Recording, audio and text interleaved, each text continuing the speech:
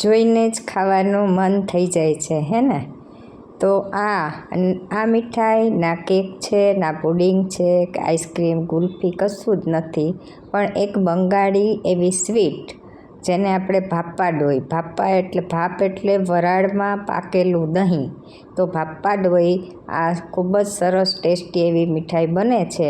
તો આપણે મીઠી મીઠી કેરીની અત્યારે સિઝન ચાલી રહી છે, તો આ કેરીમાંથી એવી જબરદસ્ત ટેસ્ટી અને માખણથી પણ નરમ મુલાયમ એવી મસ્ત મજાની મીઠાઈ આજે આપણે બનાવીને તૈયાર કરીશું। તેના માટે અહીં મેં 2 પાકી કેરી લીધી છે, તેને આપણે સરસ રીતે ધોઈ અને તેના ટુકડા કરી લેશું। થોડા નાના ટુકડા પણ રાખીશું જેથી આપણે તેનું ગાર્નિશિંગ કરી શકીએ, અને બાકીના મોટા જે કાંઈ ટુકડા છે તેને આપણે સરસ રીતે મિક્સર જારમાં લઈ અને પાણી નાખ્યા વગર સરસ રીતે આપણે તેનો પલ્પ બનાવી લેવાનો છે। ત્યારબાદ આપણે જે દહીં લેવાનું છે, તે જે શ્રીખંડનો મસ્કો આપણે જે બનાવીએ છીએ એવું આપણે ઘાટું દહીં લેવાનું છે કે જેમાં પાણીનો કોઈ પણ ભાગ ન હોય।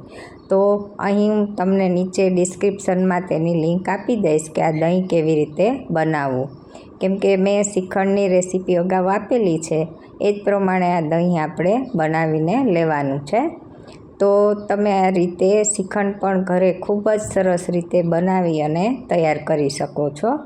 તો અહીં દહીંનો મસ્કો લઈ અને તેમાં જરૂર મુજબ મેં સાકરનો પાવડર ઉમેર્યો છે। અત્યારે ઉનાળામાં દહીં અને સાકર આપણા શરીર માટે ખૂબ જ ઠંડક આપે છે, તો આ રીતે આપણે સાકરનો ઉપયોગ કરી અને સરસ મજાનો મિષ્ટી દોઈ પણ બનાવશું, અને સાથે આપણે કેરીનો જે પલ્પ બનાવ્યો છે તે પણ ઉમેરી અને બધું એકદમ સરસ રીતે મિક્સ કરી અને આપણે તેનો પલ્પ બનાવી લેશું, એટલે કે સરસ ગાળી અને એકદમ મસ્ત મજાનો લીસો સ્મૂધ એવો પલ્પ બનીને તૈયાર થશે। તો તમે જોઈ શકો છો। હવે આ સ્ટેજ ઉપર તમે ઈચ્છો તો અહીં થોડો મિલ્ક પાવડર પણ ઉમેરી શકો છો, પણ અહીંયા દહીં જેટલું ઘાટું છે કે અહીંયા આપણે મિલ્ક પાવડર ઉમેરવાની જરૂર નથી લાગતી, અને અથવા જો સાકર ન ઉમેરવી હોય તો તમે એની જગ્યાએ કન્ડેન્સ મિલ્ક પણ ઉમેરી શકો છો। અને થોડો એલચીનો પાવડર ઉમેરું છું જેથી ફ્લેવર એકદમ સરસ આવે, એટલે ખાઈ છીએ ત્યારે આપને એવું લાગે છે કે આઈસ્ક્રીમ પણ નથી, ગુલ્ફી પણ નથી, કેક પણ નથી, તો આ રીતે પુડિંગ પણ નથી, એવું મસ્ત મજાનું બંગાળી સ્વીટ બની અને તૈયાર થાય છે। એકવાર બનાવશો એટલે ઘરના વારંવાર તમારી પાસે ફરમાઈશ કરશે કે આ રીતે હજી પણ બનાવી અને અમને આપો। હવે આપણે એક ડીશમાં કે જેમાં આપણે તેને બાફવા માટે મૂકવાનું છે, બરાબર, એટલે કે આપણે વરાળે તેને બાફીશું। તો અહીં આપણે કાંઈ ફૂલવાનું નથી, એટલે જે કોઈ પાત્ર તમે લેશો તો આ દહીં એટલું ને એટલું જ એમાં રહેશે। તો તળિયે મેં સેજ તેલથી કે ઘીથી ગ્રીસ તમે કરી અને એમાં આ રીતે આપણું ડવ બધું રાખી દેવાનું છે, અને ફોઇલ પેપરથી, એટલે કે એની અંદર પાણી ન જાય એટલા માટે આપણે ફોઇલ પેપરથી સરસ રીતે તેને કવર કરી લેશું, અને ત્યારબાદ આપણે તેને 20થી 25 મિનિટ માટે બેક કરવા મૂકી દેશું। તો આ રીતે સરસ મજાનું આપણે ફોઇલ પેપર લગાવી લેવાનું છે, અને પાણી ભરેલા પાત્રમાં તેને મૂકી અને ઉપરથી ઢાંકી અને 20થી 25 મિનિટ સુધી તેને આપણે ચડવા દેશું, એટલે સરસ મજાનું દહીં છે એ જામી અને ઢેફા જેવું થઈ જશે। તો આ રીતે પ્રોસેસ કરવાથી અહીં દહીં એકદમ ઘટ, એટલે કે જ્યારે આપણે કાપશી ત્યારે પણ ચોસલાની જેમ થશે। તો એક કેક ટાઈપનું તે મસ્ત મજાનું ભાપાડોઈ બની અને તૈયાર થાય છે। તો અહીં તમે જુઓ કે આપણે 20થી 25 મિનિટ થઈ ગઈ છે, તો હવે હું તેને બહાર કાઢી લઉં છું અને આપણે પછી તેને ઠરવા દેશું। તો તમે જોઈ શકો છો કે કેટલું સરસ જામી અને તૈયાર થઈ ગયું છે, એની કિનારી પણ જુઓ તમે મૂકી દીધી છે, જોઈ શકો છો કે આ પરફેક્ટ આપણું બફાઈ ગયું છે એવું કહે છે। તો તમે જુઓ આ રીતે તમે કરશો ને એટલે ઢેફા જેવું આખું દહીં આપને જોવા મળશે. હવે એકદમ રૂમ ટેમ્પરેચર પર આવી જાય ત્યારબાદ આપણે એને 2 કલાક માટે ફ્રીજમાં આપણે ઠંડુ થવા માટે રાખીશું.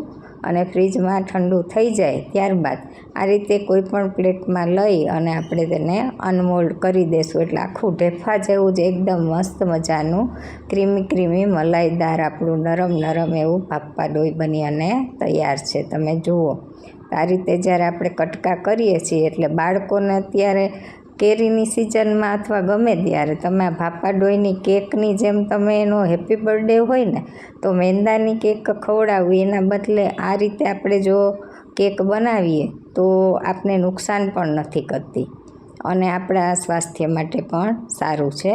તો આ રીતે આપણે તેના અલગ આકાર કરી લઈશું અને જે કેરીના ટુકડા રાખ્યા છે તેનાથી આપણે થોડું ગાર્નિશિંગ કરી દઈશું.